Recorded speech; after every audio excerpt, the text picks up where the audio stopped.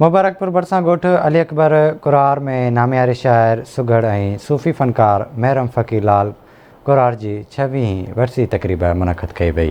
उन हवाले सां रिपोर्ट करे रहियो आहे सागर महर।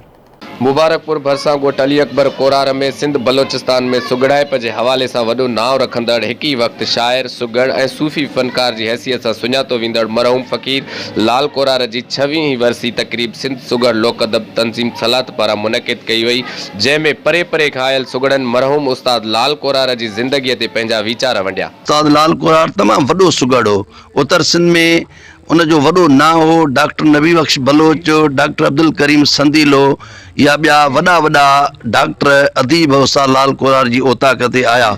DC हारून मेमण ऐं 1986-87 में उहे बि जेको आहे उस्ताद लाल कोरार वटे ते कई आया ऐं उते पंहिंजे ऑफिस में घुराए बि उन जा प्रोग्राम कराईंदा।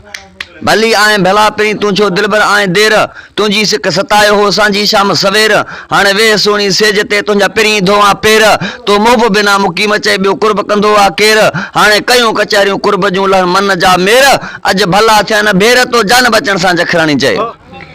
अज न ओताकन में ताल बतवारीन आदेसी उठी विया मड़ियूं मुंह मारीन जेके जिया के जियारीन से लाहुती लॾे विया। हक़ीक़त जे हाल जी तोखे ख़बर पवंदी खान रोज़ा रखुटी जेके आहिनि मुंहिंजे रमज़ान सलवात पढ़ सैयद ते ऐं जेसीमन जे जहान पोइ आशिक़ तुंहिंजा बयान हलंदा किरोड़नि में केरु चए।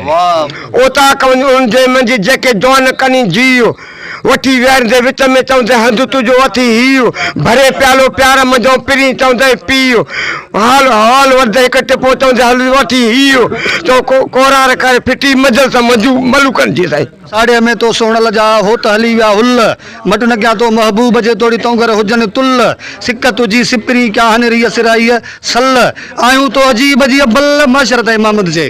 तक़रीब में आयल सुगड़नि जो चवण हुयो त अहिड़े क़िस्म जूं गजाणियूं असां पंहिंजे ख़र्च ते कोठाए पंहिंजे सुगड़नि खे ज़िंदा रखंदा अचूं पिया। सागर महर, आवाज़ TV न्यूज़, मुबारकपुर।